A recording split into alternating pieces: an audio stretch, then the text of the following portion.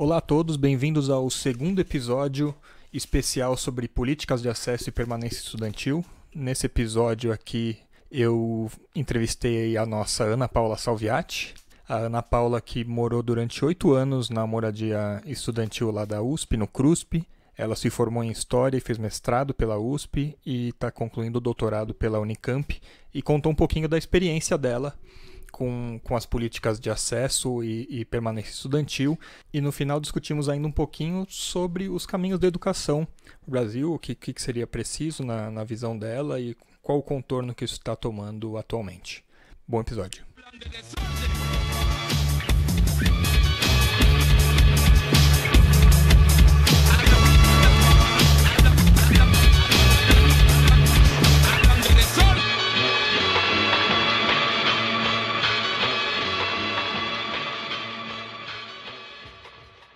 Ana Paula, e como que foi o seu primeiro contato com as políticas de acesso e de permanência estudantil? Em que momento que você viu que você estava estudando numa universidade pública já, mas você viu que talvez só não pagar a faculdade não seja o suficiente para te permitir concluir um curso e permanecer na faculdade? Quando que aconteceu isso? Foi desde o começo do curso ou foi em algum momento? Olha, entrar na faculdade já foi um evento enorme, de enormes proporções, porque eu estava vindo de um processo muito difícil, familiar. Os meus pais se separaram e o meu pai, assim como o pai do Bruninho, do outro relato, ele simplesmente saiu de casa e foi comprar cigarros e nunca mais apareceu, nunca pagou pensão, a família toda do meu pai nunca nos ajudou, nunca ajudou nem a mim nem a minha mãe em nada. Então era só eu e minha mãe, cheia de dívidas. Então meu colegial foi muito difícil e... Você fez colegial em colégio público ou particular? Nos primeiros anos do colegial eu fiz em colégio particular com bolsa. Meu pai e minha mãe ainda eram casados, aí meu pai e minha mãe se separaram e foi o caos, assim, e aí eu fui primeiro eu fiz uma parte, um trimestre num colégio público perto de casa, depois minha mãe, através de uma amiga, me conseguiu de bolsista numa escola de bairro pequena, mas a minha vida estava completamente o caos. Lembro da gente passar muita necessidade em casa, não ter o que comer. E então eu ia e voltava do colégio a pé, porque não tinha dinheiro de condução, assim. Então eu já estava trabalhando no final do do terceiro colegial, do colegial eu já estava trabalhando, porque não tinha outra opção, era isso ou era isso. E com o apoio de casa eu insisti em fazer o cursinho, consegui bolsa do cursinho também. Consegui bolsa do cursinho e para pagar o cursinho e manter em casa, porque era isso, era manter a casa. Eu trabalhava eu consegui um trabalho do lado do cursinho que eu fiz. Então eu ia no cursinho de manhã. Isso você já tinha terminado o colegial Já. ou você fez junto? Foi no ano seguinte? Foi no ano seguinte. Você se formou no segundo grau e aí foi fazer um ano de cursinho. Isso. E trabalhar. Aí eu consegui um trabalho ao lado do cursinho, eu ia pro cursinho, vendia comida no cursinho, eu vendia salgado, vendia lanche, saía, ia trabalhar e aí depois do trabalho eu voltava para assistir as aulas do noturno no cursinho, porque eu não tinha a menor condição de estudar em casa depois, por exemplo. Enfim... E aí eu fui vendo logo no cursinho quanto a minha situação já era incomum e conforme no ano do cursinho foi afunilando, eu fui percebendo que os meus amigos estavam se questionando onde eles iam prestar a faculdade e eu não tinha essa coisa de onde eu ia prestar a faculdade porque eu só ia ter dinheiro para comprar como fala? Vestibular? O manual de usuário? O manual. Eu só ia ter guia. dinheiro para fazer a inscrição em um lugar. Sim, que não é barato, né? Não. Acho que o vestibular, o da USP, né? A FUVEST, que é o que é da USP, acho que hoje Sim. custa 150, 160 reais para prestar o vestibular, né? Ao longo do ano o vestibular teve um reajuste, a inscrição, e a gente foi juntando ao longo do ano todo o dinheiro para fazer a inscrição da FUVEST. E mesmo que se eu tivesse dinheiro para pagar a inscrição da Unicamp, eu não teria sequer dinheiro para fazer o vestibular da Unicamp. Se caso eu passasse, ia ser um sofrimento ainda maior, porque eu não ia ter dinheiro para ir até a Unicamp e fazer a minha inscrição. Uhum. Então, eu fui dando conta da situação no segundo semestre, assim, e a coisa foi apertando. Então, quando eu prestei o vestibular da FUVEST, eu estava muito aflita, né? Porque eu sabia que eu não ia conseguir viver de novo aquele ritmo. Então, eu tinha que passar. E, para minha felicidade, eu passei na quarta lista. Eu passei na quarta lista de história. E eu chorava demais, assim, não era um choro mexicano, assim, não era um choro caótico, assim, porque, meu Deus, né? Porque é uma pressão gigantesca, né? O cursinho normalmente já é uma pressão Sim. gigantesca em cima dos alunos, né? E para passar no vestibular e tudo mais. Numa situação exponencial, do jeito que você viveu, assim, tornava-se ainda uma pressão ainda maior, né? Sim, e aí eu passei e eu nunca tinha ido até a USP na minha vida.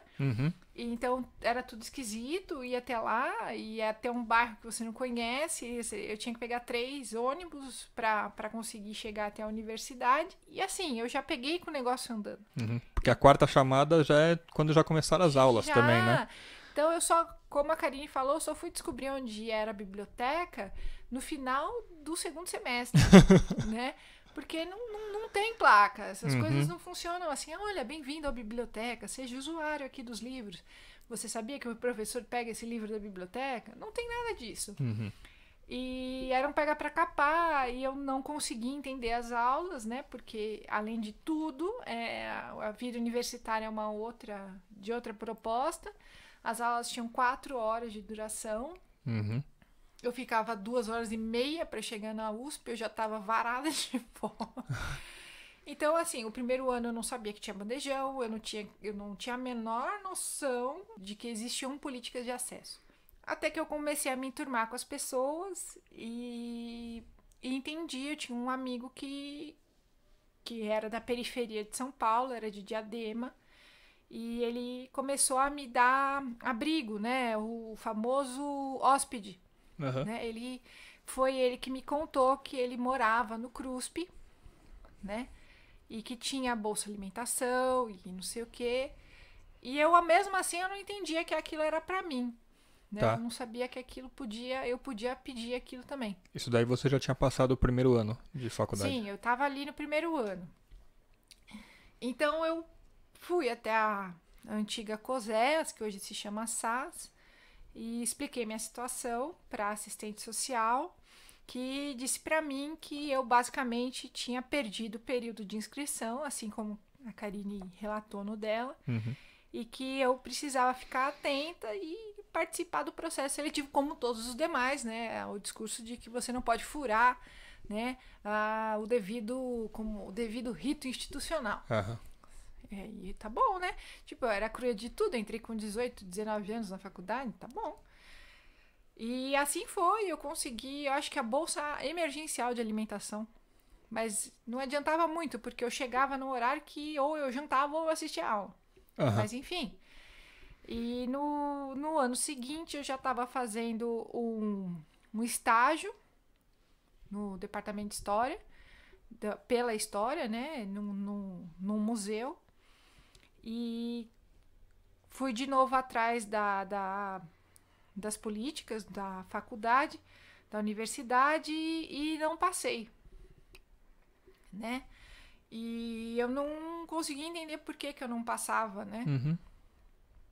Porque eu contava o que eu entendia sobre mim mesma, né? É uma pessoa desconhecida e eu não tinha clareza das coisas que eu estava passando. Você fala com a assistente social lá. Assistente social. E foi só no ano seguinte, né? Não foi no primeiro, foi em 2006 que eu consegui, né? Não foi no primeiro ano, não foi 2004, não foi 2005. Foi em 2006 que eu consegui sentar na assistente social, com uma assistente social específica, e explicar o que estava acontecendo, né? Porque como os meus pais moravam num bairro que não era da periferia, não era o ABC, né? Não era Diadema, como o meu outro amigo, como é que eu poderia estar pleiteando? Então, era muito catártico ter que explicar o que estava acontecendo, né? Uhum. Então, eu lembro que a assistente social brigava comigo porque eu tinha perdido o processo, eu não estava trazendo os documentos, tal, e eu falava, olha, mas eu não tenho como ligar. Ela falava, mas você não tem como vir? Eu falei, não, eu tô perdendo, eu perdi o primeiro trimestre das aulas, das disciplinas que eu estava fazendo, eu não consegui vir em todas as aulas porque eu não tinha dinheiro de condução. Uhum. Meu nome é Gabriel Lodeno Groffio, tenho 34 anos, eu hoje vivo na Espanha, faço pós-graduação aqui na Universidade de Barcelona. Eu entrei na USP em 2004, o curso de História. Minha família havia se mudado para Minas Gerais e eu não tinha condição material de seguir adiante com a universidade. Na época eu trabalhava no comércio, mas a minha vida no comércio era muito complicado. Eu trabalhava ou eu fazia faculdade, quer dizer, não tinha como fazer as duas coisas. Então eu deixei o trabalho no segundo semestre de 2004 e me dediquei inteiramente à vida acadêmica.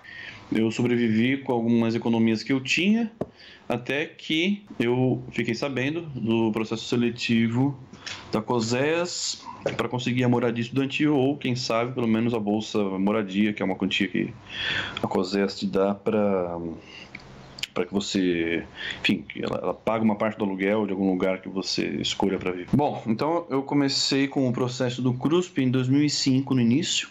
Enfim, eu coloquei ali tudo que obviamente o que eles pediam, quer dizer, o endereço, a renda mensal, se você tinha dívidas, quer dizer, tudo para traçar mais ou menos um perfil socioeconômico que esteja dentro do que, enfim, do que se pede para que a pessoa possa ganhar moradia. E foi realmente aí quando eu comecei a preencher lá o formulário que eu pensei, não, realmente a situação tá bem complicada. O processo foi rolando, eu fiz uma entrevista com uma assistente social. Bom, para ser honesto, eu não achava que iria conseguir, não sei, duvidava.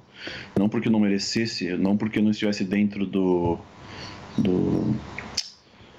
perfil do estudante para conseguir a moradia, mas enfim. Em maio, se não me engano, acho que foi em maio de 2005, eu recebi a notícia de que eu havia entrado, que eu havia sido selecionado. E fiquei muito contente, fiquei muito feliz porque eu estava vendo a minha situação se complicar ainda mais, quer dizer, eu não tinha condições de fazer um curso decentemente, levando em consideração toda a minha situação socioeconômica, levando em consideração que eu também não tinha formação alguma.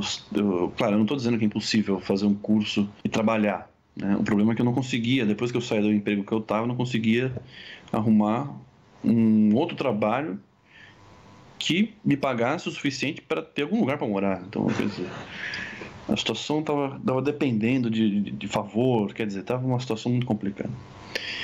Então, enfim, recebi a notícia de que eu entrei, que eu fui selecionado no CRUSP, foi ótimo, bloco A, 405, meu primeiro apartamento.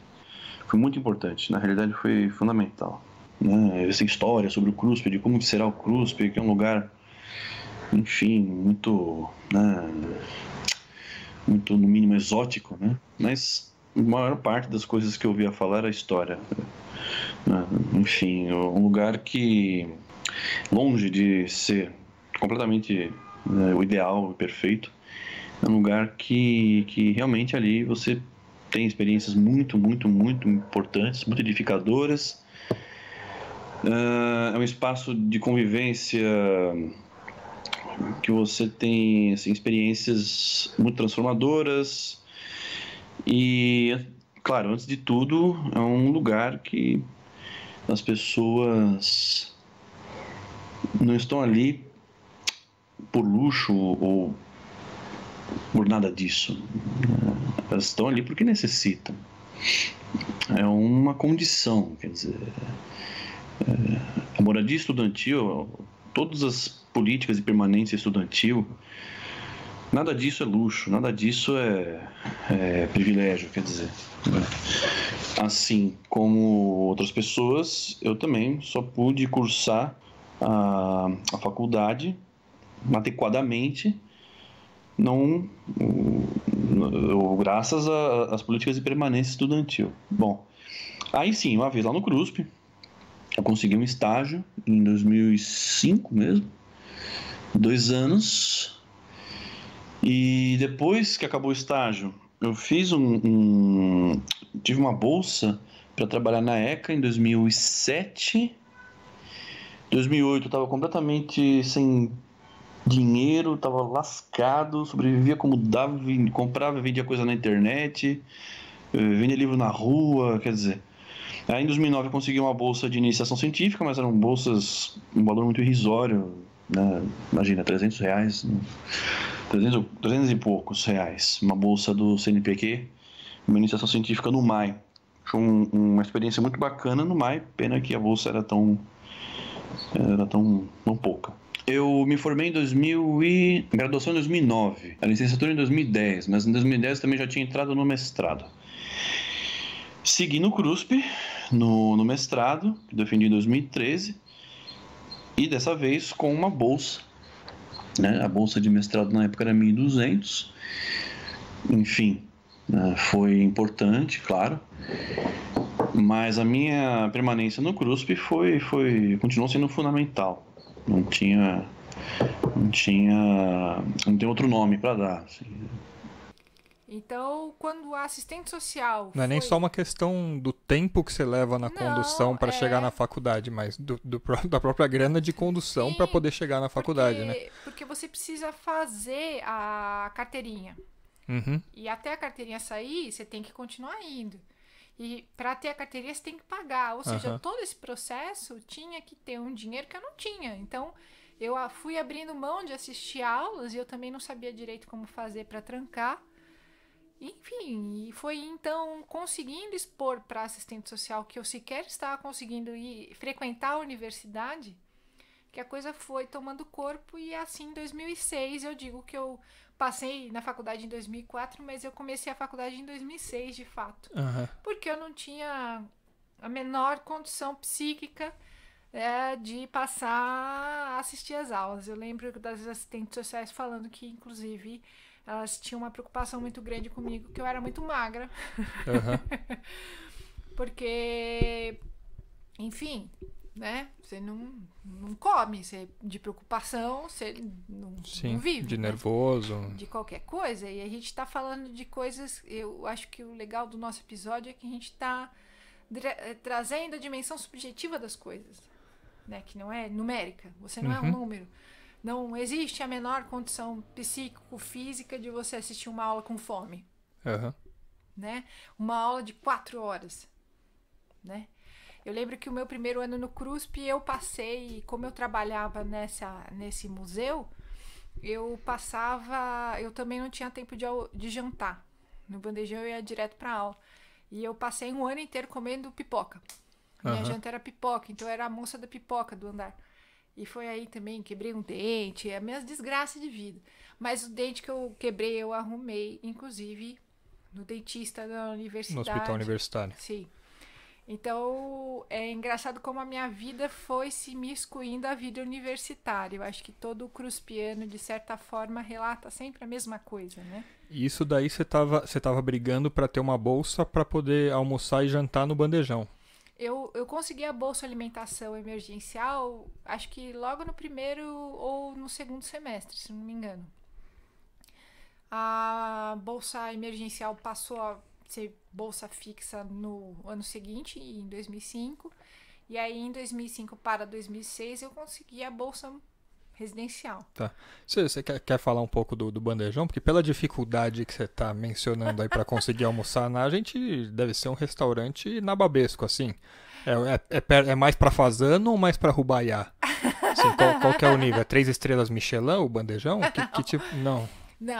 Não, o bandejão a gente brincava... Como que é esse lugar que é tão difícil de você conseguir um vale alimentação para comer? Deve ser uma comida muito maravilhosa. Muito maravilhosa. A gente dizia sempre que o melhor tempero para comida é a fome, né?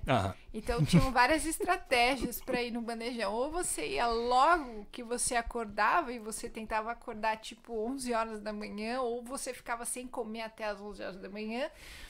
porque aí a comida ficaria deliciosa, porque não é que a comida é boa, é porque a sua fome é tanta que ela entra, né? Você suga a comida. Ou você vai às 2 horas da tarde, que você também já tá verde de fome, e não vê a comida, você só suga a comida. É uma comida, assim, que não tem opções. Eu lembro que depois de 2007, que a gente fez uma grande ocupação na vida universitária, uma das medidas foi conseguir uma opção vegetariana no bandejão, que sempre foi o PVT, nunca foi algo além do PVT, mais elaborado do que o PVT, e ter o bandejão aos finais de semana, porque para o cruspiano, não ter o bandejão no final de semana significava para muitos cruspianos, como você viu hoje, como a gente viu hoje, comer o que tinha. E comer o que tinha é na vida do cruspiano. Às vezes, quantos amigos eu tinha que faziam marmita da comida do bandejão para poder comer no final de semana. Os pãezinhos do bandejão, jantares comunitários, hot dog comunitário, pão com ovo, e coisas assim. Então, a situação é bem restrita, né? Mas o fato da gente ter um teto e estar dentro da universidade, para todos nós ali, era uma coisa muito importante. Então, para mim, assim, acho que a gente está aqui discutindo isso tudo porque a gente está numa situação onde é aquilo que a gente falou, né? O cara fala que tem que estudar. Aí, quando você estuda, você é um estudante vagabundo. Aí, o vagabundo que tem a política, você quer que o Estado te sustente. Eu acho que é uma inversão tão grotesca, né? E para todo mundo que está lá no CRUSP, da forma como se expressar melhor, é uma oportunidade tão catártica estar ali. É uma mudança de rota no perfil da sua vida anterior tão brutal, né? Que é uma enxurrada de experiências, né? Desde você estar tendo um suporte universitário, ouvindo coisas que amadurecem você, lendo e conhecendo gente, você também está vivendo coisas, né? Você sabe que você está numa situação diferenciadora. Sim. E então, a partir de 2006, você começou a morar também na universidade, no CRUSP, que é a moradia estudantil lá. Sim. Quer falar um pouco como que é? Porque do mesmo jeito que o bandejão não é essa experiência nababesca, pela dificuldade que é ter acesso a ele, morar no CRUSP também não é nenhum hotel fazano. Não, o CRUSP é eu, inclusive, entrei no site, na página do Facebook da Amor CRUSP, que é a Associação de Moradores do CRUSP, recentemente, e eles estavam tentando fazer um levantamento com os moradores do que seria importante a universidade reformular, investir em manutenção no CRUSP, né? Para que a verba que a universidade destina para a manutenção do CRUSP não fosse cortada. E o CRUSP, ele é um conjunto de alguns blocos, né? Que foram se transformaram em residência universitária com muita luta, né? Desde que eles foram criados. Eles não foram criados com o intuito de moradia estudantil. E então foi a luta dos estudantes, os pianos, desde a década de 60, 70, que foram literalmente ocupando esses prédios, né? Que obrigou a institucionalidade universitária a oferecer uma estrutura. Mas não foi por causa da institucionalidade universitária que isso aconteceu espontaneamente. Então, são prédios que, se você não tiver uma luta muito grande, eles estão, assim, completamente abandonados, né? Se não for da manutenção dos estudantes, né? A gente sempre discutia, enquanto moradores, que a estrutura do CRUSP, ela era, como posso falar, insalubre de alguma forma, pela pequena dimensão das janelas, pela forma como ela era estruturada, a falta de janela na sala, o banheiro junto com a pia. Tem um desenho muito questionável. Sim. Mas mesmo assim, todo mundo que está lá precisa muito. Então Porque eu acho que às vezes pode ficar talvez tenha uma ideia assim de que quem tá morando no CRUSP ali tá curtindo, ou a faculdade tá fazendo um favor pra pessoa. Sim. De deixar a pessoa morar ali, mas não é um favor, é muito longe disso, é uma necessidade, na verdade. Ninguém se sujeitaria a morar num lugar onde nós estivemos hoje para gravar a entrevista com a Karine, né? Num lugar que tem uma cozinha, que o fogão tá sendo suportado por uma lata de ervilha, que tem 4 pias, mas só 2 não tem torneira, que tem um forno, mas que não tá ligado na rede de gás, que tem um monte de azulejo faltando. Que as bocas não funcionam. Ah, bom, sem falar isso, o fogão sustentado pela lata de ervilha só tinha uma boca que realmente tinha a parte completa dela. As outras era só o buraco do gás ali, não sei, deve ser pra fazer... E a gente tá falando da maior yakisoba, universidade da América Latina.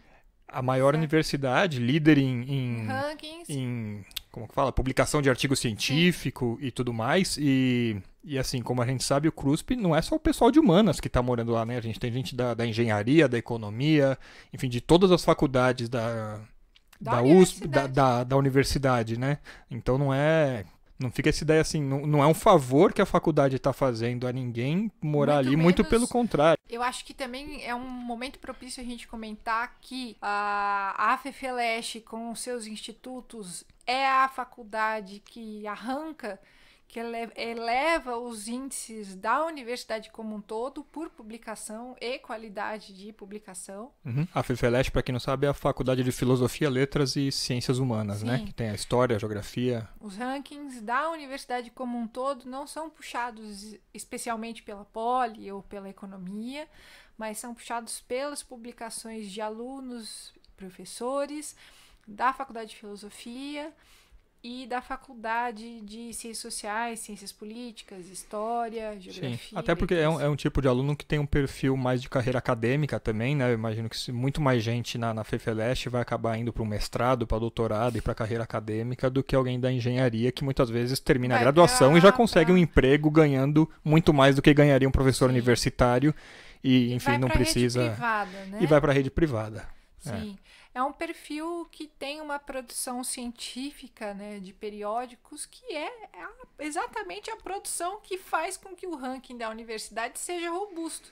Sim. Né? Isso que é interessante. Sim. E que é o ranking que menospreza a origem dos dados, né? Sim, que é o que faz com que quando o cara da administração, da economia e da engenharia vai procurar um emprego e a pessoa vê no currículo USP, ele sabe que a USP vale alguma coisa, mas não é pelas publicações dessas áreas. A USP vale muito pela publicação das áreas de humanas, de biológicas também, né? Tem bastante pesquisa científica. Total. Então é um ambiente que a gente... eu lembro, por exemplo, quando eu entrei, eu brincava que o meu colchão era o Santo Sudário, né? Que tinha a imagem de Cristo ali no colchão, né? Que ele era um colchão de espuma muito, muito antigo e que tinha aquela pleura assim por cima e você não sabia muito bem o que fazer com aquele corpo de Cristo desenhado no colchão, então a gente só se divertia, o corpo de Cristo, vamos embalar num lençol o que tiver. Então eu lembro que foi alguns anos depois, teve uma política de compra de colchões. Então eu tive a oportunidade de trocar o Santo Sudário por um colchão, né? Móveis, né? Porque tem que ter uma cama, um armário e uma mesa no quarto. Eu não tinha mesa, então a mesa que eu peguei foi uma mesa velha do corredor, que eu pintei ela e passei um jornal por cima para cobrir os buracos, por exemplo. Também não tem mesa. E assim vai. Eu entrei em 2004, 2006, na universidade em 2006, a gente não tinha internet, né? Que você tem que imaginar que a gente tivesse computador, né? Então, eu lembro que eu morei com o Fabiano tinha um computador em casa, de todos os moradores, ele era o único que tinha. Eu só fui ter computador, acho que em 2008, 2009. Tá. Aí quanto tempo que você morou no CRUSP? Você falou que entrou em 2006? Eu entrei em 2006, saí em 2013, 2014. Tá. Porque eu morei a graduação e o mestrado lá. Durante o mestrado você continuou morando lá porque você também não tinha condição ainda? Morava longe?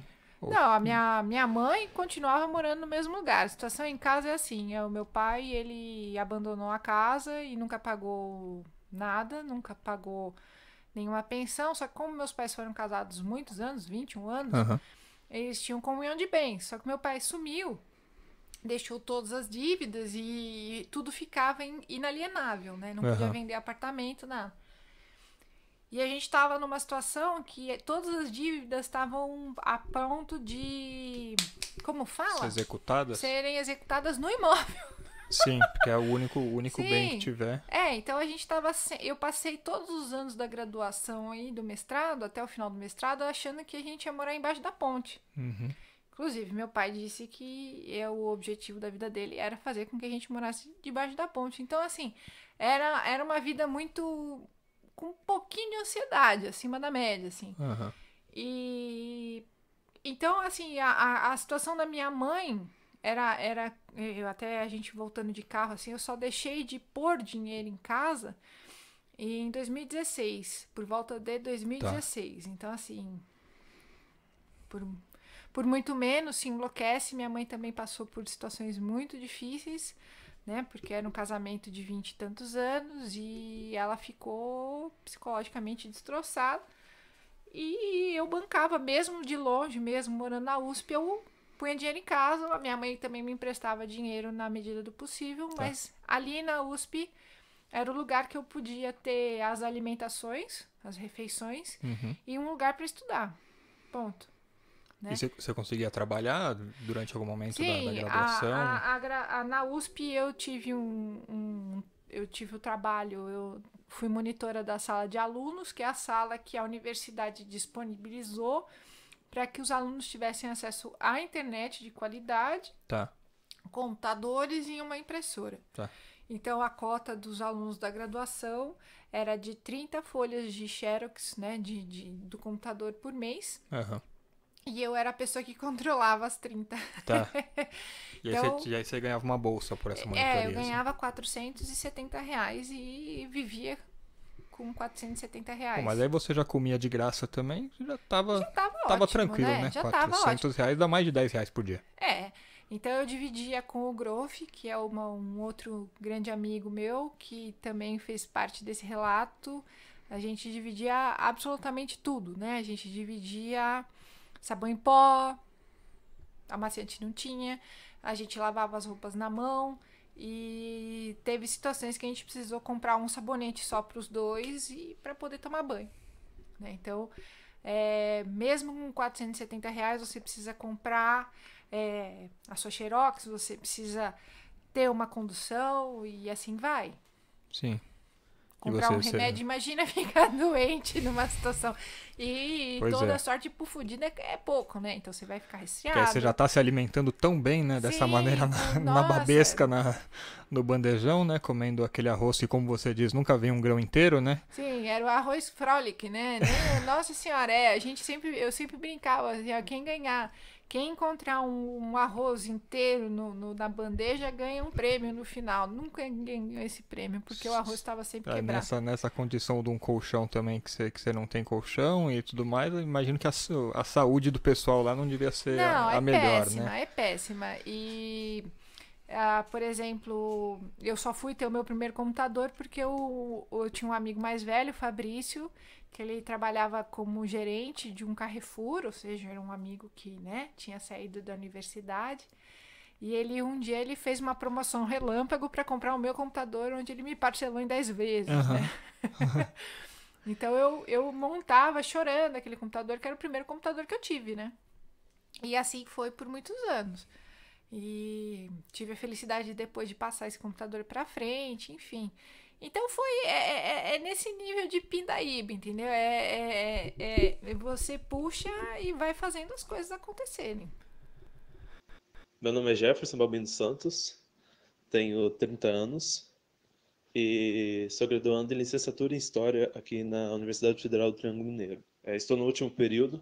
A Universidade Federal do Triângulo Mineiro fica localizada na cidade de Uberaba, Minas Gerais. É uma cidade de aproximadamente 400 mil habitantes. É uma cidade até que boa, assim, para viver. Eu não sou dessa cidade, Na verdade, antes de vir para cá, meus pais moravam na cidade de Franca, no estado de São Paulo, fica a 120 quilômetros aproximadamente, né? Eu não vim aqui para Uberaba para fazer história. Isso é até engraçado, porque todo mundo me questiona, porque na verdade eu vim para Uberaba para fazer engenharia de alimentos, né? Eu fui aprovado no vestibular em 2012. Acabou que, na verdade, eu fui aprovado na época que era vestibular ainda, né? Eu passei no SISU, na UFABC, só que o custo de vida em Santo André é muito alto, né? Comparado com aqui. Então, eu acabei optando vir para Uberaba pelo custo de vida se aproximar da minha cidade, né? Que eu vim, de Franca, para facilitar também, né? Porque era um curso integral, não teria como eu trabalhar. Veio eu e um amigo meu, nós dois fomos aprovados. Nós meamos uma casa e fizemos uma espécie de república, né? Uma casa de 2 cômodos na época, era baratinho aluguel, R$ 300. Então, na época, nossos pais conseguiam nos ajudar aqui, né? Praticamente nos bancar. Eu não sou de uma família rica, eu sou de uma família estável, assim financeiramente falando. Meu pai, minha mãe era empregada doméstica, sempre trabalhou com isso, tem só a quarta série. Meu pai era aposentado, é aposentado ainda, né? Ele aposentou numa mineradora em Nova Lima e acabou que por ele aposentar muito cedo, ele conseguia trabalhar, então ele por ele ter aposentado por tempo de serviço, né? Então ele conseguia trabalhar ainda registrado. E isso, por um tempo, complementou a renda. Só que em 2013, se não me falha a memória, meu pai teve uma recaída, porque na mina ele contraiu uma doença chamada silicose, que é uma poeira no pulmão. Ele vai gradualmente tampando o pulmão. É uma doença crônica e não tem como você reverter ela, né? Então ele acabou por piorar em 2013, não pôde mais trabalhar e nisso eu me vi obrigado a ter que solicitar os auxílios da universidade para me manter aqui. No curso específico de História eu entrei em 2014, né? A minha sorte é que como eu já estava na universidade, os meus auxílios, eles basicamente... Eu nunca parei de receber auxílio, né? Na verdade, eu cancelei minha matrícula num e iniciei no outro, e a assistente social, ela só renovou, né? Ela não tive que fazer corte de... Não tiveram que cortar meu auxílio para depois me inserir novamente no programa, né? Eu recebo desde 2013, o auxílio alimentação e auxílio moradia. O auxílio transporte eu não recebo, porque eu acho que tem pessoas que precisam, né? Acho que auxílio não é um meio de vida que você tem que usar. Você tem que usar se você tem necessidade, né? Eu sempre tive uma moto e eu sempre morei próximo da universidade também, tipo, era 20 minutos a pé, então tinha pessoas que estavam numa situação bem mais precária do que eu. Então, por esse motivo, eu nunca solicitei o auxílio transporte, né? O alimentação e o moradia já é outros 500, né? A gente tem que comer, a gente tem que morar, né? O auxílio permanência, ele deixou de existir nos últimos anos, né? A universidade se viu obrigada a parar de ofertar ele, porque a universidade vem sofrendo cortes, né, contenção de gastos nos últimos governos, e isso fez com que ela não tivesse verba suficiente para atender, né, a demanda. O auxílio, as pessoas elas têm sei lá, essa ideia de que com auxílio o estudante vai para farra, vai farrear, usa o dinheiro de auxílio para ir para festa, e não é assim, né? Pode existir aqueles que fazem isso? Pode, né? Cada um com a sua consciência. Mas de todos os meus amigos, né, que são assistenciados pelo programa de auxílio daqui da universidade, todos eles vivem da forma mais complicada, digamos assim, possível, sabe? Tipo, chega final do mês, tá todo mundo preocupado, né? Porque a comida tá acabando, a conta de água, né, no início do mês vem, a conta de luz, o aluguel, muitas das vezes, né, daqueles que moram em república e daqueles que optaram a morar, dividir com outros amigos, né, não em forma de república, mas também o aluguel tá vindo e junto com o aluguel, se você não pagar no dia, você tem que pagar multa. Então, o que acontece? Muitas das vezes, esse auxílio, ele acaba dando uma dorzinha de cabeça, assim, para os estudantes, mas sem ele, eu acho que a universidade teria uma outra cara, sabe? Tipo, sobretudo os cursos de licenciatura, você vê que, tipo, boa parte, assim, né, dos estudantes, eles são assistenciados de alguma forma. E o que que você acha que você hoje está fazendo doutorado, né? Você Sim. está concluindo doutorado na Unicamp. Sim. E o que que você acha que mudou na sua vida a partir dessa experiência? O que que contribuiu para você a experiência universitária e ter feito uma graduação e ter conseguido fazer o mestrado e ter aproveitado todos esses benefícios? Opulentos. Mas mesmo esse lugar imprudente, ele era muito rico em vida, né? Uhum. O CRUSP, mesmo institucionalmente sendo projetado para parecer um manicômio, ele tem uma riqueza de vida dos estudantes que estão lá, das amizades que você faz lá. Eu lembro de ter um companheiro, né? Porque obviamente você conhece um monte de gente, que dizia, e eu sempre lembro que quem mora no CRUSP faz uma segunda universidade. Uhum. Eu cheguei no CRUSP em 2002, porque eu entrei em 2001 na Faculdade de Letras, na FEFELESH, e eu não morava tão longe assim da universidade, eu morava até relativamente perto. Só que o grande problema é que na minha casa sempre reinou a mais absoluta instabilidade, porque eu tenho uma mãe com vários problemas psicológicos, hoje eu sei que ela tem problemas psicológicos e problemas com alcoolismo, com drogas, e ela sempre colocou a mim e meu irmão mais novo em situações de risco, especialmente depois que meu padrasto morreu com HIV e ela tinha um quadro grave assim de depressão, e eu não sabia na época que ela tinha esse comportamento. E né, hoje ela está diagnosticada, toma remédio, tudo, mas na época ela usava tudo quanto era tipo de droga, passava muito tempo longe de casa, me deixava com meu irmão 11 anos mais novo para tomar conta, e eu não conseguia, né, não tinha estabilidade para poder, né, emocional para poder lidar muitas vezes com as várias situações nas quais ela me colocava na época.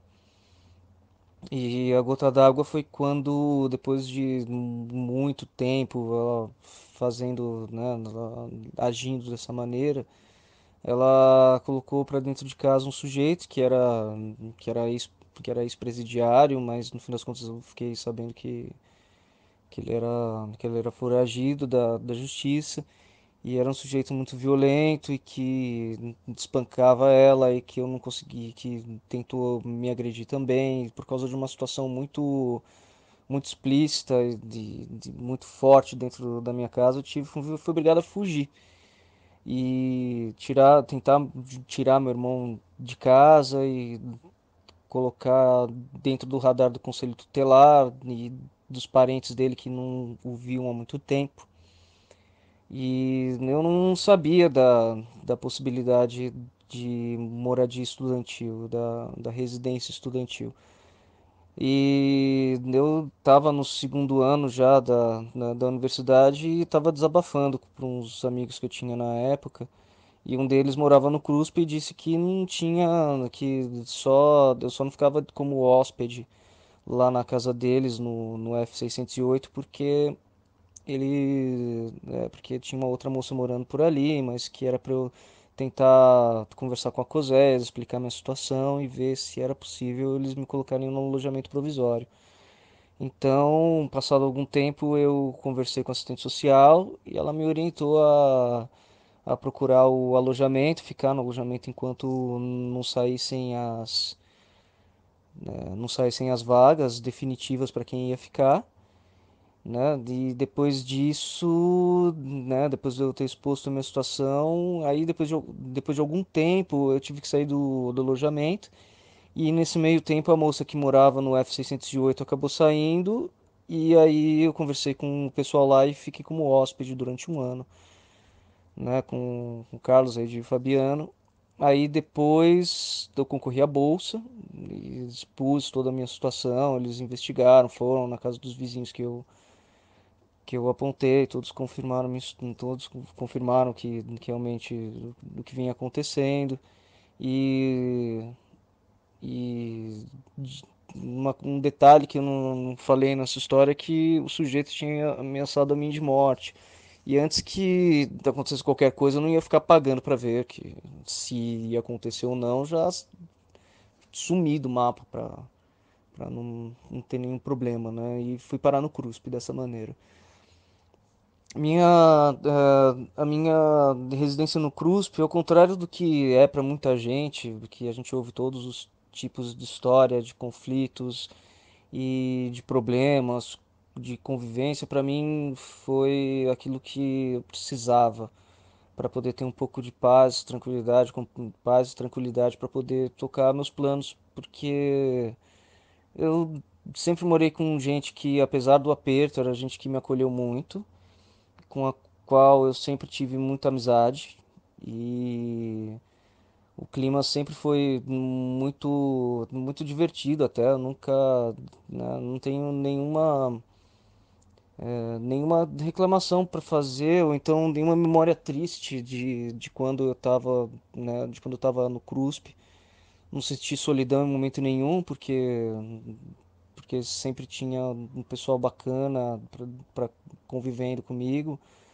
Eu sempre pensava que onde que eu poderia entrar numa cozinha e tem tem um pessoal discutindo física, outros discutindo gramática, outros gente discutindo filosofia enquanto cozinhava, sabe? Então, de certa forma, de certa forma não, eu fui muito feliz no CRUSP, nesse meio tempo em que nesse momento de passagem que eu fiquei por lá.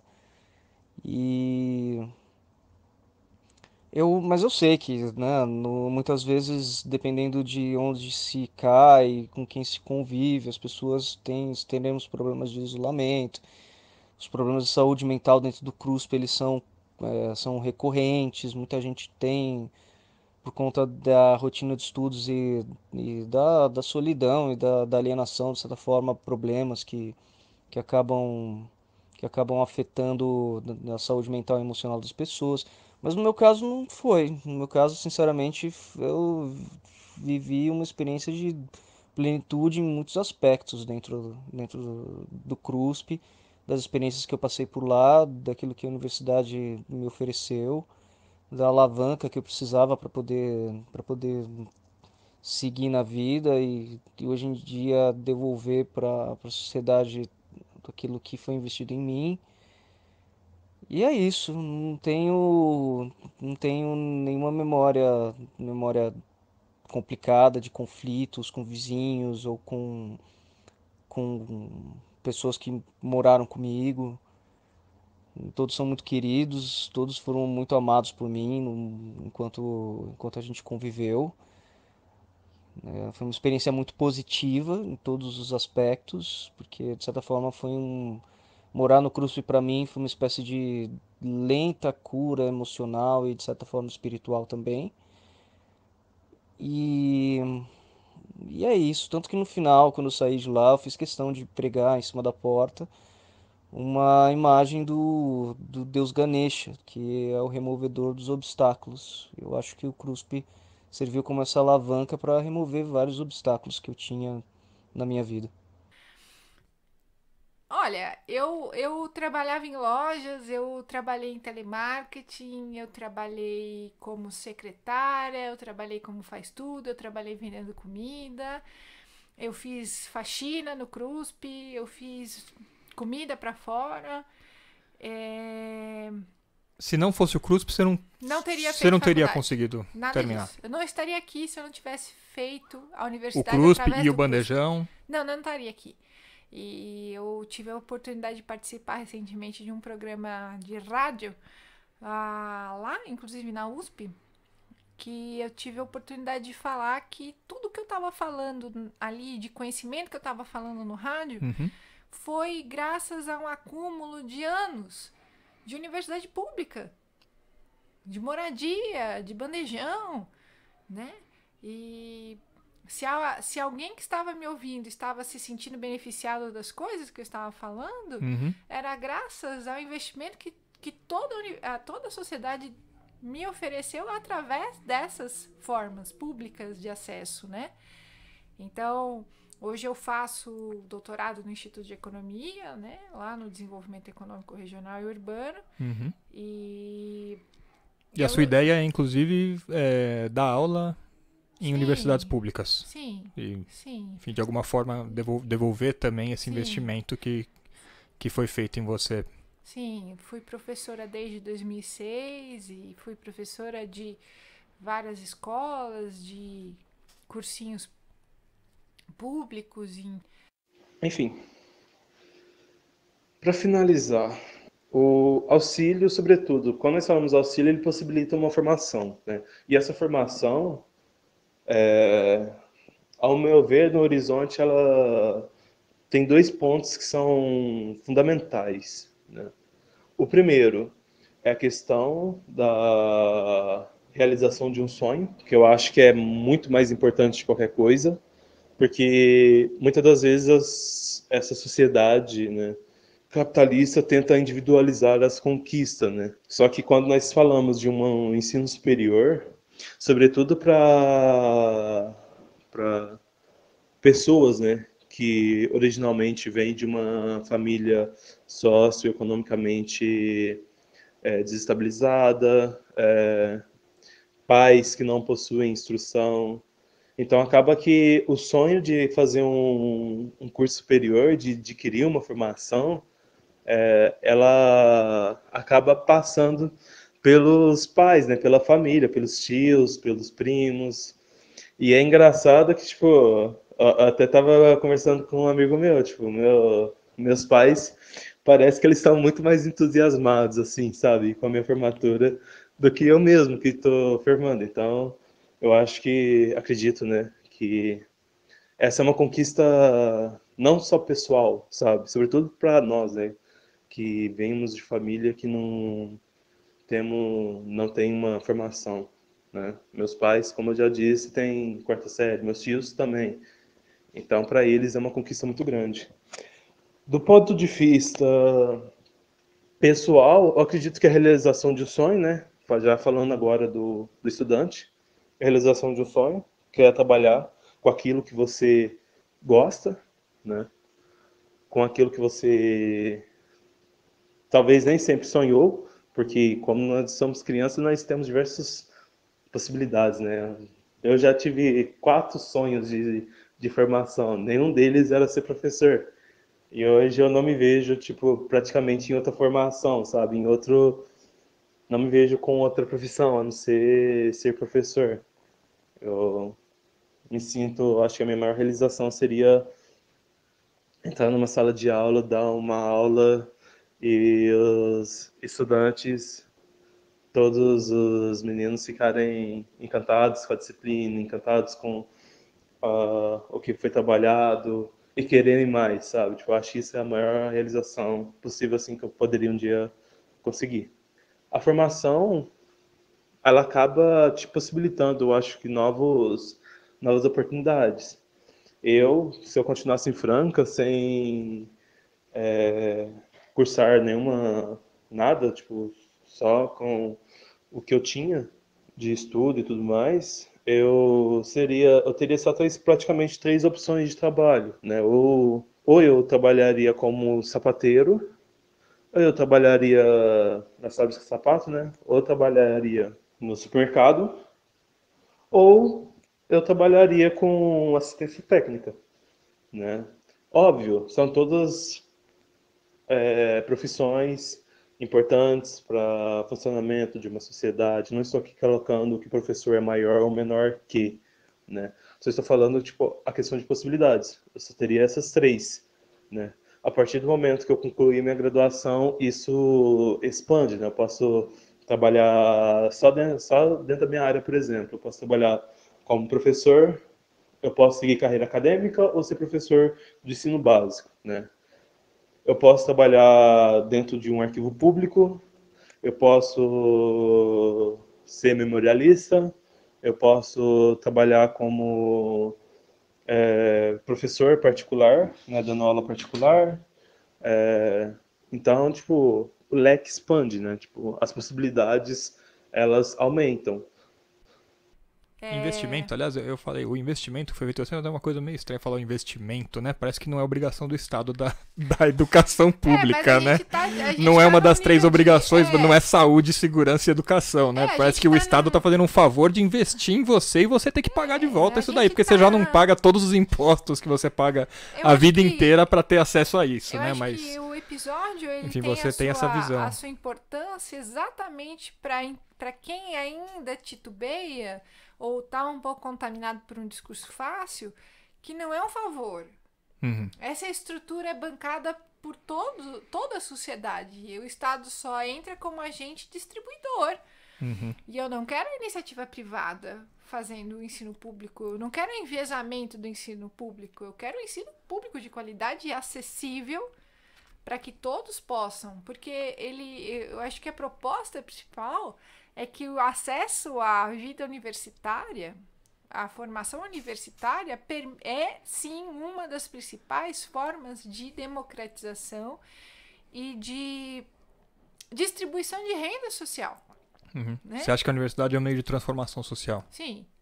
Sim, eu seria vendedora de loja com todo respeito aos meus amigos vendedores de loja, e eu seria uma pessoa provavelmente presa a uma realidade muito difícil, como eu vivia antes de entrar. Eu sempre gostei de estudar. Uhum. E eu não me vejo de outra forma senão tendo realizado dessa forma difícil que eu fiz hoje, assim. Eu sou uma pessoa realizada porque eu escolhi fazer história, fiz filosofia depois, não completei, quero completar. Fiz mestrado, hoje estou no doutorado, não me vejo fazendo outra coisa da minha vida.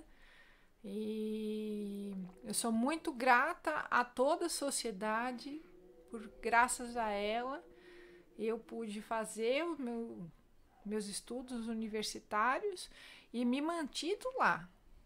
Então, quando a gente fala que o governo está reduzindo as verbas para a universidade, para o ensino superior, para o ensino dos institutos federais, a gente pode ter certeza que a corda arrebenta primeiro quem precisa dessas políticas. Uhum. Né? Então, são as políticas de permanência que são as que deveriam estar no eixo central da permanência da universidade, como estrutura, como tronco, Uhum.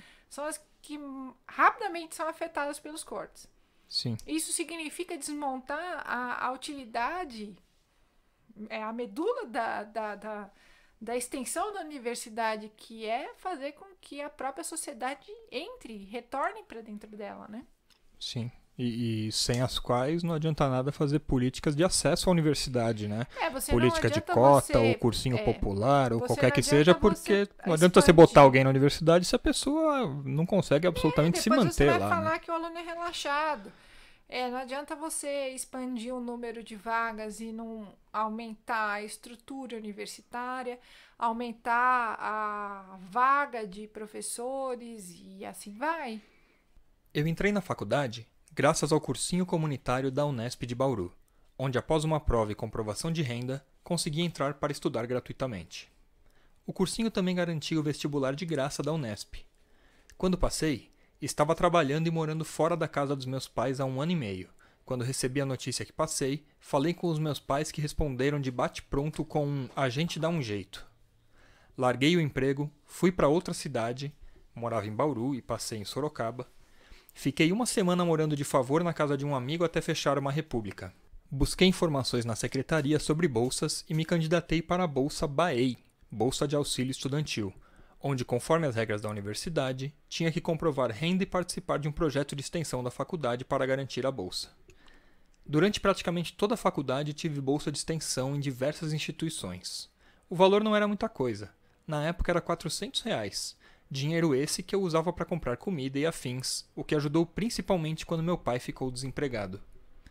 Se não fosse a bolsa e os bicos que arranjei na cidade, eu não teria conseguido me manter na faculdade nem participar do cursinho de Sorocaba, onde instruí diversos alunos sobre a possibilidade de bolsas e auxílio e tenho orgulho de dizer que tenho ex-alunos espalhados por todas as universidades do país. Finalizar meu TCC em nanotecnologia com 10 de nota não teria estagiado em uma multinacional e muito menos estar formada como engenheira ambiental, trabalhando em uma consultoria em São Paulo e me mantendo aqui sem precisar da ajuda dos meus pais e até ajudando ele desde 2017. Trabalhando no cursinho foi que percebi com mais clareza a necessidade dessas ações de assistência e o quanto nossa população desconhece como funciona uma faculdade pública e as oportunidades que elas podem ter, mesmo não tendo grana. Giane Sasso, formada em Engenharia Ambiental pela Unesp, campus Sorocaba. E pós-universidade, o que você acha que está faltando hoje para... Porque a gente já pensou no que garante o acesso à universidade do aluno, no que tem que ser feito para manter o aluno na universidade, mas a gente sabe que tem muitos alunos se formando, inclusive na USP, né, e na Unicamp, na Unesp, enfim, nas grandes faculdades de renome aí, públicas, e desempregados hoje.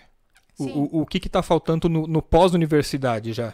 Bom, a universidade está inclusa dentro do país, né? Então, é um país que visa flexibilizar a função do professor, substituindo professores que se formam na universidade pública por indivíduos de notório saber. Né? Uhum. É um governo que busca flexibilizar a necessidade de currículo em filosofia e sociologia, e tem pessoas com licenciatura se formando nisso, ou seja, é um Estado que basicamente está amputando a sua própria capacidade de articular políticas públicas de educação, porque ela está pegando todo o retorno social para a universidade, formando pessoas com qualidade e dizendo que não precisa delas. Uhum. Né? É uma economia em retração. Eu lembro sempre de uma professora dizer que não é que a universidade...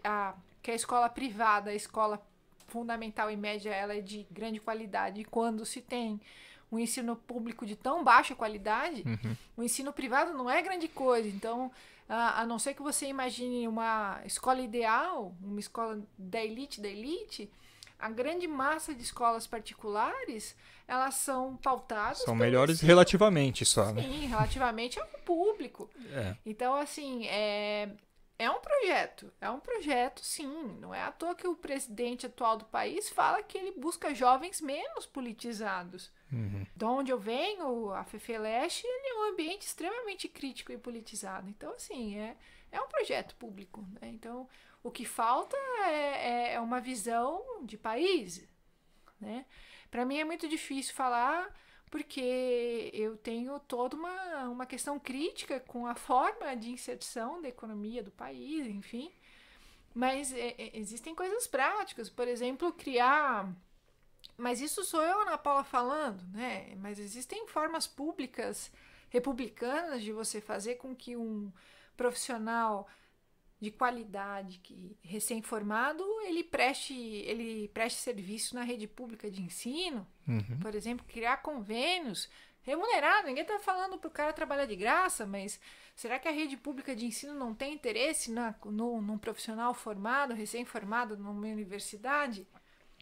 Né? Eu tenho certeza que os profissionais formados na universidade, historiadores, professores de geografia, de filosofia, de sociologia, de letras, português, inglês, espanhol, o que fosse, seriam muito bem-vindos a todos nós a oportunidade de trabalhar, por exemplo, como um estudante de medicina tem a oportunidade de fazer a residência dele nas clínicas, né? E ele faz remuneradamente também.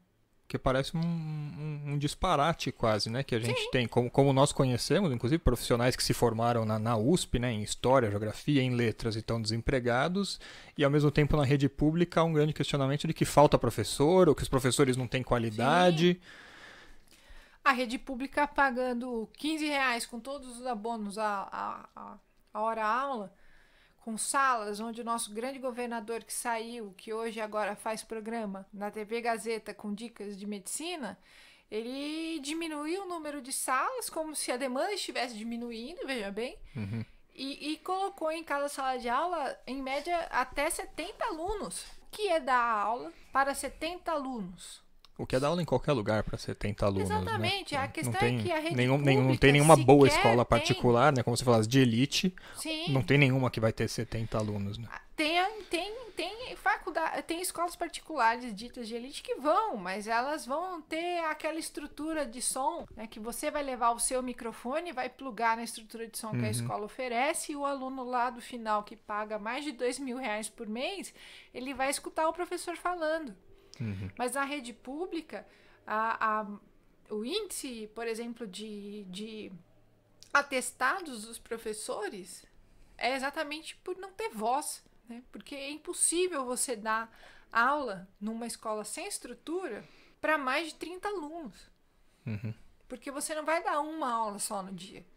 Você pode dar 5, 6, 7 horas de aula. E essa falta de estrutura que a gente tem hoje no ensino básico... Se reflete. Você acha que esses cortes de orçamento da universidade, que afetam justamente as despesas administrativas, podem ter alguma consequência nesse sentido? De sucateamento das universidades ao nível do que são as escolas a gente não de sabe ensino básico? Não precisa ser um Sherlock Holmes para saber que a irmã do Paulo Guedes, a família do Paulo Guedes, é envolvida diretamente com o sindicato, digamos assim, das redes de ensino privadas, de ensino superior privadas. Olha que interessante, né? O sindicato patronal, né? Imagina se você privatiza uma Unicamp, que delícia para o ensino, para a rede particular, é um gozo infinito, né? É tão caótico de imaginar isso, né?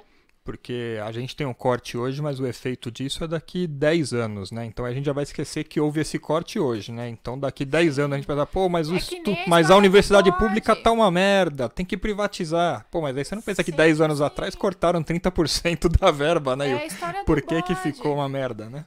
Eu tenho um problema de encanamento na minha casa, mas se colocarem um bode aqui, o meu problema agora vai ser o bode, não o encanamento. Então, quando eu tiro o bode, obrigado, mas a parede continua luxada de água. Não, mas aí é outro problema.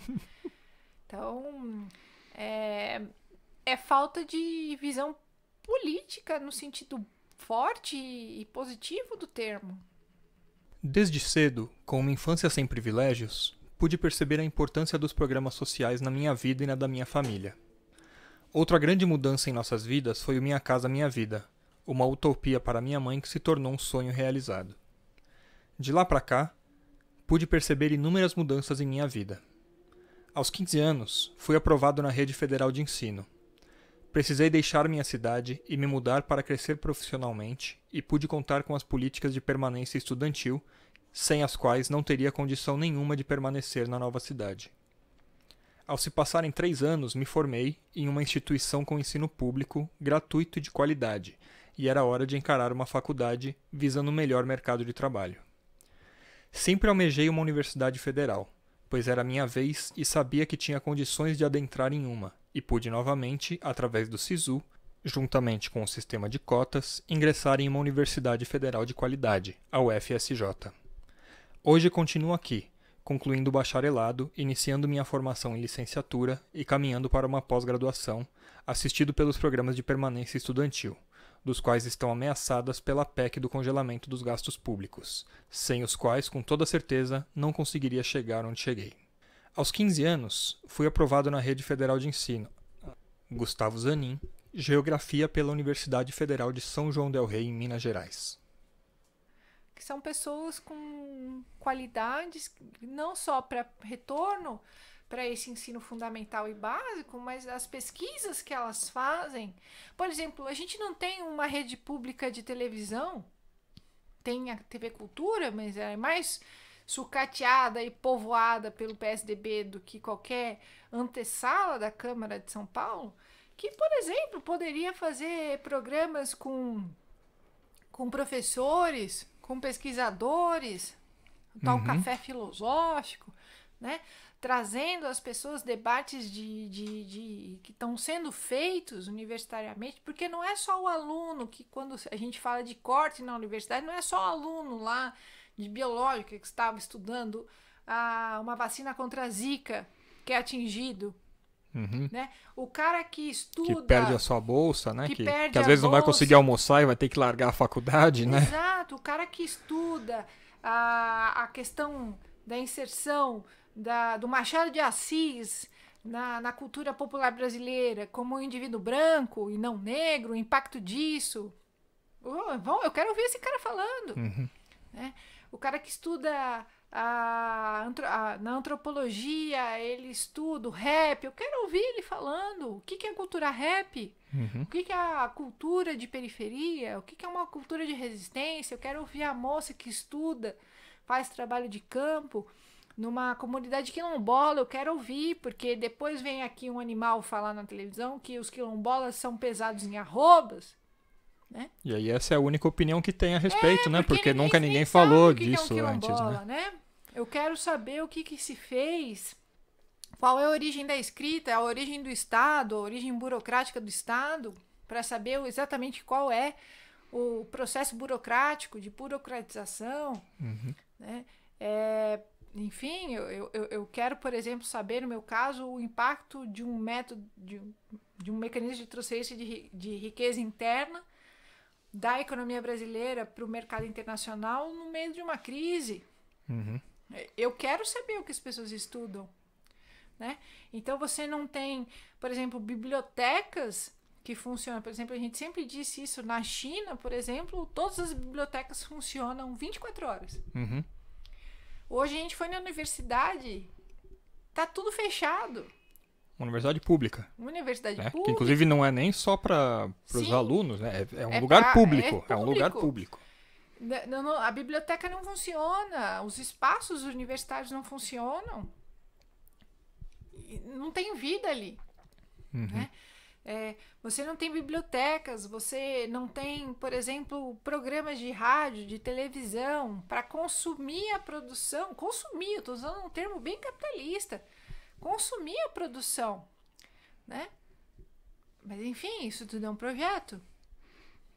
Em síntese, o que eu acho que você está falando é que a educação é a única arma, é a nossa única arma para nos proteger e para nos informar e poder contestar o que nos é dito. Né? Porque o fato de ter instrução não faz ninguém ser melhor ou pior do que outra pessoa. A gente tem um monte de gente extremamente estúpida com ensino superior. A gente está falando que o ensino superior é uma possibilidade de instrução que dê um horizonte crítico, que expanda criticamente a capacidade crítica dos indivíduos. E criticar é simplesmente separar e ver aquilo que é válido ou não válido para cada um dos momentos. Conseguir analisar um discurso, separar um discurso, dessa separação de discurso, selecionar o que é bom, o que não é bom, o que é pertinente, o que não é pertinente. Se você não tem capacidade crítica, vai vir um animal falar qualquer coisa para você, né? Inclusive um presidente, uma figura ilustre que se candidate a presidente, vai falar alguma coisa que, como o canto da sereia, você não tem capacidade de analisar, de separar e de ver o que é pertinente e o pertinente, você acata. Sim, alguém que pela posição transmite um tipo de autoridade, né, sobre o que está dizendo, né, só pela posição, né? E a gente vai esvaziando e empobrecendo a própria sociedade como um todo. A gente vai adoecendo as pessoas socialmente, né? Porque a gente vai perdendo a capacidade de ser plural, de pensar quantas formas de pertinência e não pertinência existem numa sociedade com mais capacidade de reflexão. Bom, Ana, É isso, né? Adorei. Você quer acrescentar mais alguma coisa sobre a sua experiência, sobre a importância que Não, a importância essas políticas tiveram para você? Eu acho que ficou... Para que todos que ouvissem aqui dentro do possível fosse compreensível de que quando a gente fala de expansão universitária, a gente necessariamente está falando de permanência e acesso aos estudantes. Né? E que isso não é uma simples questão periférica da universidade, ela é a questão central da universidade, ela é a questão de democratização do ensino superior de fato, ela é a questão que pode mudar de alguma forma a estrutura social. Sim.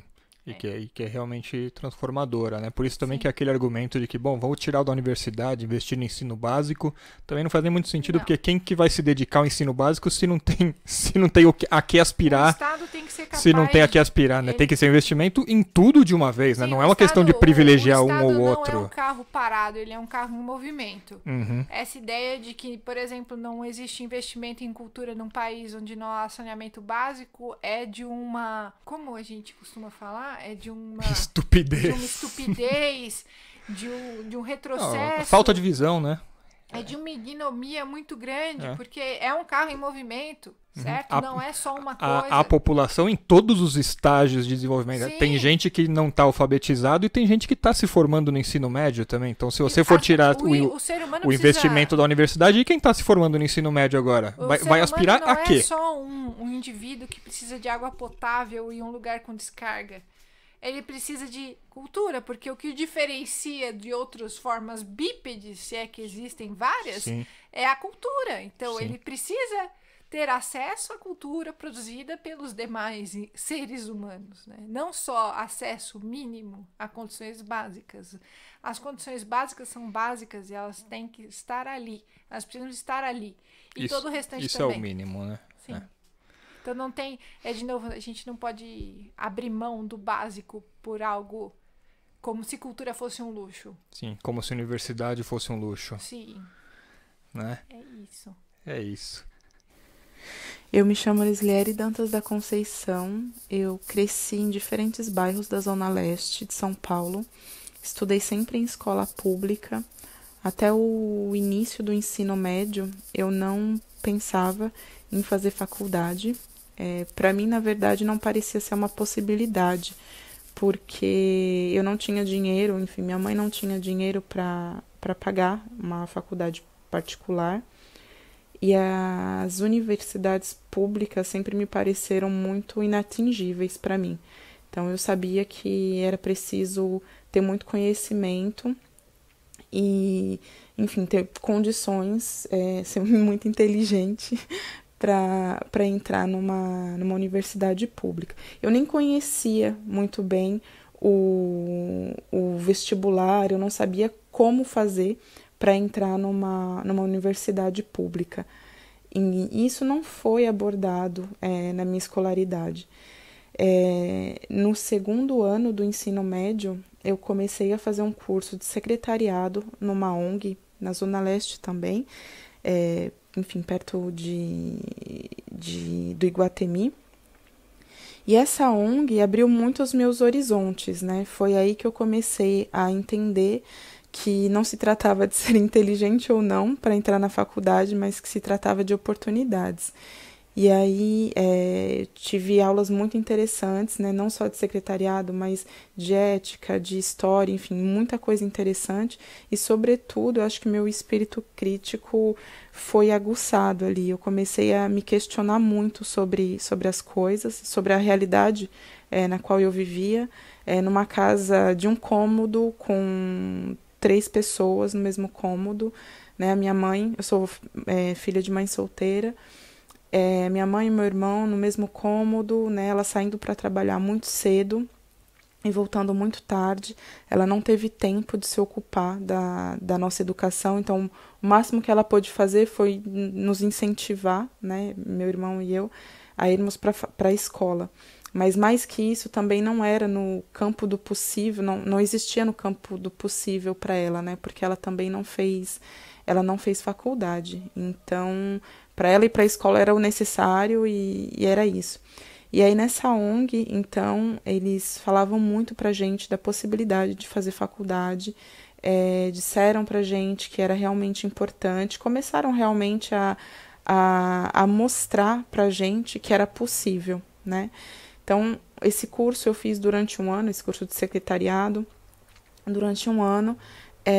No final do ano, teve uma seleção para participar de um programa de aprendiz, né, num banco, e eu passei nesse programa. Então eu fiz um ano enfim, trabalhei durante um ano enquanto estava terminando o ensino médio. E aí foi aí que eu comecei a trabalhar, né, devia ter 15, 16 anos. E aí, depois desse ano de aprendizado, eles propuseram para os aprendizes fazer um cursinho pré-vestibular. E era um cursinho gratuito para a gente. A gente receberia uma bolsa, né, na época era de 300, 400 reais, para a gente estudar o dia inteiro, né? Todo o material era pago, né? Com livros, nós tínhamos livros do Objetivo, nós comíamos no cursinho, enfim, tínhamos os passes na época, né? Para pagar a condução. E a bolsa que era dada em dinheiro, eles sabiam que a gente tinha necessidade de começar a trabalhar para ajudar, enfim, continuar trabalhando para ajudar a família. Então, era uma forma de incentivar a gente também a continuar estudando e não trabalhar em outros lugares, né? Então, foi o que eu fiz. Eu fiz esse cursinho, né? Depois, eu, enfim, fui para a Unesp durante um ano, depois desse cursinho, mas depois eu prestei vestibular de novo na USP, e eu passei, então, em 2007, para letras. E quando eu cheguei na USP, eu fui acolhida por uma aluna da filosofia, porque, enfim, tem todo no início, né? Eu candidatei para o auxílio da moradia, né, do CRUSP, mas tem um prazo, né, para eles fazerem a seleção e etc. E eu não podia esperar tanto tempo, porque morando na Zona Leste, o bairro onde a minha mãe mora ainda hoje, eu já não estou morando mais lá, mas onde eu estava naquele momento era Recanto Verde do Sol, que fica realmente muito longe, bem lá nas profundezas da Zona Leste. Então eu demoraria 2h30 para ir para a faculdade, 2h30 para voltar. E eu trabalhava na época também, né?